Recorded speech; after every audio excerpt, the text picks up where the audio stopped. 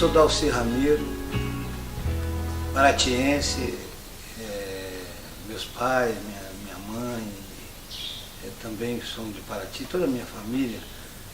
E sou ceramista. Tenho um ateliê aqui no Centro Histórico de Paraty há 42 anos. A cerâmica ela chegou quando eu tinha 20 anos, estava cursando administração de empresa a uma universidade aqui em Guaratinguetá. E me apareceu aqui em Paraty naquela época algumas peças de cerâmica, que aqui propriamente Paraty não tínhamos uma cultura própria de cerâmica, local onde tivessem famílias trabalhando com cerâmica. Não foi não criou-se uma situação disso, talvez até um pouco pelo material argiloso, que aqui quase é dificultado, mas tem a parte mais do mar. Mas a cerâmica chegou para mim. Chegou para mim como? Chegou através de uma obra que um senhor me apresentou, essa obra aqui. Essa é uma obra, uma peça que é um cuscuzeiro e que foi feita em cunha, que nós chamamos das antigas paneleiras. Cunha desenvolveu uma cultura de cerâmica durante muitos anos, servidor, essas paneleiras serviam à comunidade, né, nos seus serviços, um pote para guardar água, uma panela de barro para cozinhar, no fogão a lenha. Mas o que me encantou foi esse volume, essa forma, esses detalhes. Foi uma coisa assim que eu falei, caramba, poxa, eu também posso fazer isso. E me encantou, eu fui buscar com esse senhor, ele falou que ela foi em Cunha, fui lá fazer uma visita à Cunha pesquisando essas paneleiras, encontrei duas senhoras, assim, encontros maravilhosos, e essas senhoras eram remanescentes, era final de uma cultura desenvolvida durante muito tempo em Cunha, chamada as paneleiras de Cunha. Uma senhora muito forte, ela tinha uns 85 anos, mais ou menos, e ela fazia uma cerâmica assim, utilitária, rudimentar, assim, mas de uma forma bonita. E aí, esse contato, porque eu fui, na realidade, ver, eu queria tocar na argila, tocar na cerâmica, aprender com ela, né? Ela me dá aquela primeira informação, mas foi difícil no sentido que ela me viu assim como uma pessoa da cidade, e ela ainda muito no interior, né, na roça, assim, retirada da cidade.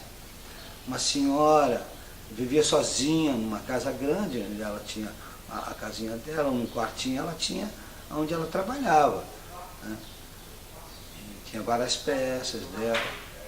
Ela me mostrou um forno de barranco que ela fazia as queimas.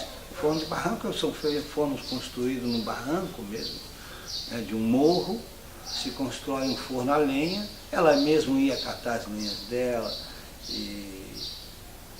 Mas eu, na realidade, saí daí um pouco assim, um pouco triste, no sentido que eu queria tocar na matéria. Mas a 100 metros da casa dela, encontrei com a neta dela, que falou que sabia algumas coisas, que tinha aprendido também com ela. E aí foi aí que eu tive a oportunidade de tocar pela primeira vez na argila. Fui no rio com ela, pegamos o barro na beira do rio, um barro assim, bem mole, bem úmido, né, porque está de dentro do rio, e fomos para o terreiro em frente da casa dela. E foi aí que eu iniciei, no chão, ela ali, eu aqui, com barro na mão.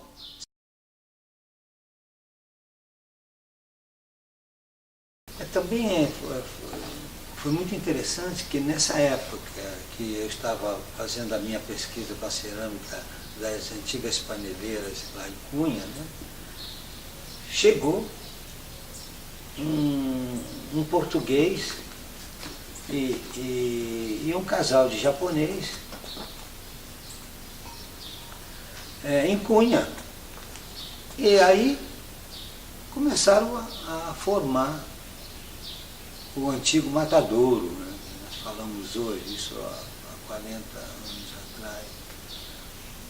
E ali o prefeito da cidade, que era o Zelão na época, Alberto, que é esse português, Alberto é um arquiteto que saiu de Portugal e foi para o Japão fazer uma pós-graduação de arquitetura, e lá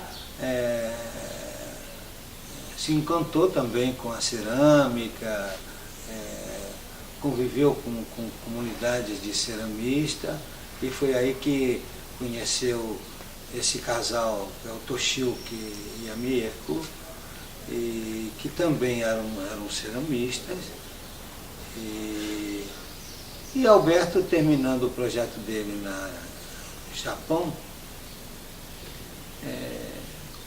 convidou Toshiyuki, esse casal de japoneses, e viesse com ele para o Brasil. Ele vinha para o Brasil, ele não ia voltar para Portugal, ele vinha para o Brasil, porque aqui tinha um amigo, e vieram, e deram de encontro com Cunha.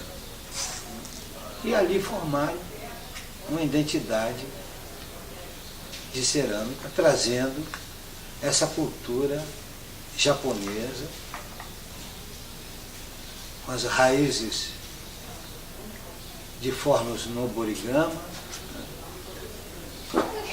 e técnica de esmaltação japonesa. Forno no borigama são fornos japoneses com várias câmeras, né? Em forno queimado a lenha, que atinge a alta temperatura, 1400 graus. E também meu parceiro em vários projetos. Eu também, aqui em Paraty, desenvolvo um projeto que se chama Encontro de Ceramista em Paraty, que são encontros anuais, no qual a gente homenageia sempre um artista ceramista importante nacional e o internacional. Por exemplo, Toshiyuki foi homenageado há 5 anos atrás. Foi uma retomada do encontro de ceramista que iniciou com um encontro que eu, aqui de Paraty, Alberto Cidrais, em Cunha.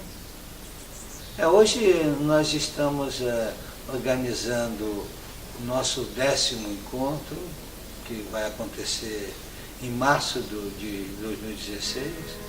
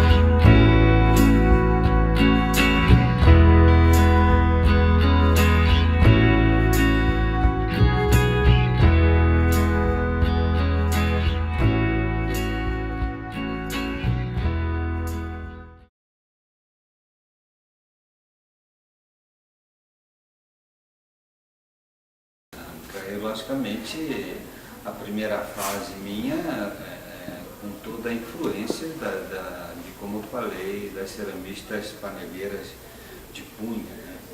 Então as minhas, aqui eu tenho, por exemplo, essa peça aqui, é dessa fase. Essa peça aqui é de 1976, quando eu iniciei. Então aqui está bem marcante a forma, os detalhes, a característica das paneleiras. Mas já havia um conteúdo meu, né, expresso dentro da forma, do acabamento, da proporção do vaso, da textura. Então isso, comecei a criar junto a essa influência aqui das paneleiras e comecei a criar forma, né? Então eu trabalhei muito nessas formas dos vasos, depois eu fui importando os vasos, né? Fui criando dinâmicas com ele e fui vendo que meu caminho ia chegar a algum ponto, não por utilitário, que é esse tipo de coisa, mas chegar a uma coisa mais plástica, mais escultural, que é exatamente o que eu gostava e gosto muito, né? Depois, um pouco de forma humana, com esses potes, esses potes se transformando um pouco em humanos, no corpo, assim longe. E depois entrei em outros momentos de formas, mais volumes, né? Crescendo sempre em tamanho também. Eu gosto de ver o volume da cerâmica, esse crescimento, essa montagem, né?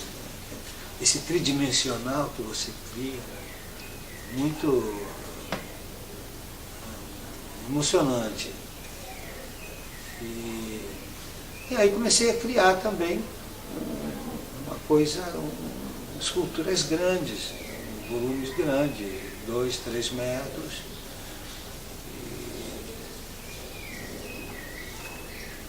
Hoje, por exemplo, estou numa fase mais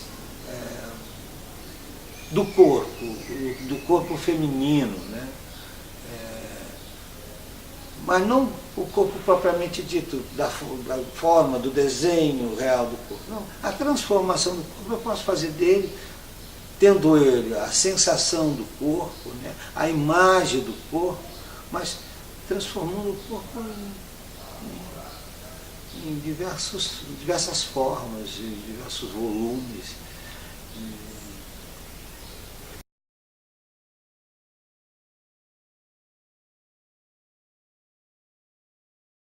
A cerâmica sempre foi o meu elemento de pesquisa, né, de busca, né? E na pintura realmente eu passei muito pouco. Desenho, eu não desenho próprio a minha escultura antes, né? Mas eu tenho um desenho na minha cabeça, eu tenho uma forma de construção que eu aprendi de fazer na hora que eu vou fazer minha escultura, que não é passado no papel, mas é passado na minha cabeça o que eu vou fazer. Então eu vou ali e concluo, coloco a minha emoção, para que ela tenha não só a matéria, mas também tenha essa emoção, esse conteúdo que está agregado desenho, está agregado forma, né? Então isso é o tridimensional, né, que a escultura nos dá, né? Vendo, são ângulos que você tem que sempre olhar, né? Girar a obra, né? Porque você tem que atrás, por exemplo, também tem linhas, tem formas, então a cerâmica ela não é bidimensional, né? Uma coisa que você coloca na parede. Não, ela é um objeto que tem que conviver com você, né? Ela tem que estar do seu lado, ela é uma presença junto a nós humanos, né? Então eu acho que ela tem uma convivência maior. Por isso que eu acho também assim um pouco mais complicado, no sentido mais do público em poder aceitar isso. Eu acho que é muito mais fácil, e culturalmente, eu acho que o mundo, né, é muito mais fácil aceitar um quadro do que propriamente uma escultura, né? Talvez por essa dificuldade de convivência com ela no seu próprio ambiente. Hoje nós estamos na arte contemporânea, por exemplo, né? Que é uma arte onde quebra diversos conceitos da arte tradicional que vinha dentro da história, né? Então é uma arte hoje mais levada ao lado conceitual, né? Essa contemporaneidade. Então os conceitos são ideias, né? Não próprio mais a matéria, não representa mais o homem estar aqui fazendo a escultura, né? Então são simplesmente ideias artísticas que te faz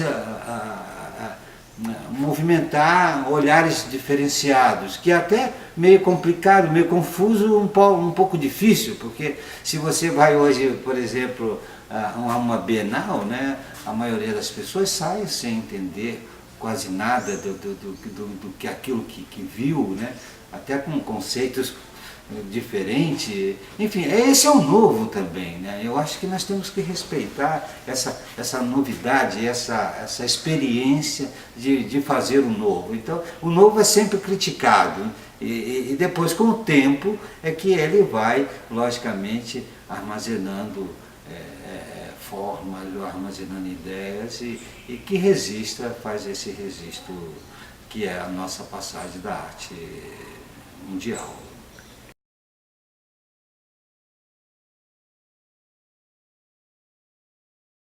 Eu acho que primeiro são os escultores nacionais, por exemplo, eu gosto muito do Bruno Giorgio, por exemplo, que é um escultor que teve uma performance maravilhosa, tem monumentos em São Paulo, em Brasília, por exemplo, Candangos, aquela escultura, o meteoro é do Bruno Giorgio, que foi feito com mármore de Carrara, né? E ele fez aquela escultura, o meteoro, lá em Carrara, na Itália. E o governo brasileiro, que encomendou, depois trouxe para o Brasil e colocou em frente ao Palácio do Governo lá em Brasília. Então, Bruno é uma pessoa assim que eu admiro muito. Tem o que morreu também recentemente, um escultor do Rio Grande do Sul, chamado Chico Stocklin, que também é um escultor em ferro, né, que trabalhou muito em fundição em bronze, né, mas um escultor muito rico, deixou um legado muito importante. E depois, logicamente, tem a passagem de Picasso, que é uma maravilha, que nos deixou tantos legados. Tem o Henry Moore também, que é uma figura de uma expressão para mim muito importante. Enfim, tem vários outros artistas que eu adoro. E também a arte africana, que eu acho que é uma arte antiga e que, na realidade, os artistas mais importantes agora do século XX tiveram muita relação com essa linguagem. Por exemplo, o cubismo, né? Eu vejo assim, olhando a arte africana, da África antiga, as esculturas, eu logicamente já vejo imediatamente o cubismo, né, que existia naquela época na África, né? E depois Picasso e outros, também não é só Picasso que desenvolveu o cubismo na Europa, mas fizeram esse trabalho e essa revolução, e que deixou uma linguagem dentro de uma fase muito importante.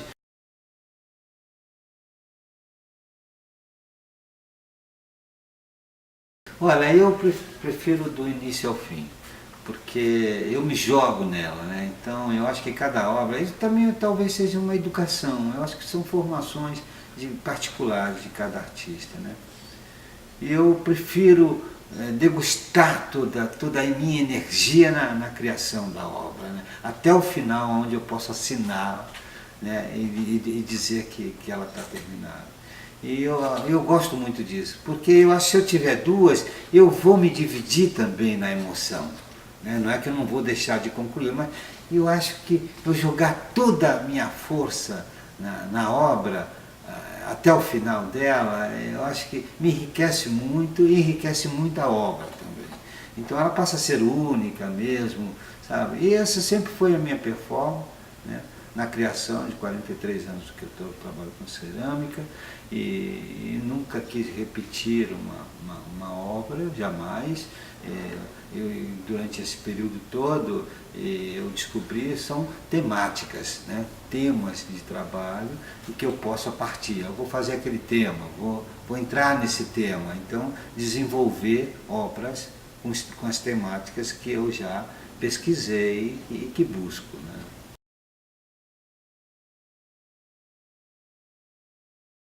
Estou trabalhando com argila branca, né? Então eu sei que o resultado a 1000, a 1100 graus, a argila vai ficar branca. E aí o que eu gosto é da forma, da expressão, da vida que eu coloco junto à forma. Né? Então, e a matéria é argila, a matéria é cerâmica. Né? Então colocar cor, para mim, já é um outro estudo, já é uma outra pesquisa que eu prefiro simplificar na matéria e colocar toda a energia mesmo na forma, na textura, né? na beleza estética da obra. Né? A nossa cerâmica brasileira, ela é uma cerâmica sem muitas influências de esmaltação. Por exemplo, as cerâmicas do Nordeste, né? De Caruaru, né? do nosso mestre Vitalino, não tem nenhum esmalte. É uma cerâmica que é uma escultura feita de barro, queimado, e com a cor do barro. Ele quer retratar o que é a sua comunidade, a sua expressão, aquilo que é a beleza, e a matéria que é a beleza também, de cores, porque você pode ter a argila branca, a argila vermelha, argila rosa, argila preta. E hoje também tem composições de argila que já vem misturada com óxido, que vai dar verde, que vai dar azul.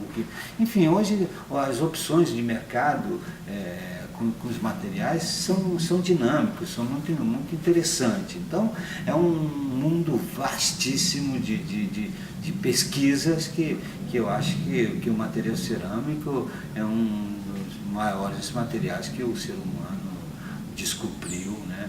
e manuseia. Por isso que a cerâmica, ela, quando você coloca na mão, colocar uma criança, um médio adulto e um adulto, um velhinho, todos têm a mesma sensação. O velho vira criança, a criança vira velho, sabe? É a mesma sensação, um material muito rico, muito dentro da gente, né? Porque é um material vivo, né? Que o homem já lida com esse material durante muitos anos. Então é de grandíssima importância e me orgulho muito de fazer parte desse movimento, dessa cultura de cerâmica que faz parte da minha vida. Acho que foi legal, né?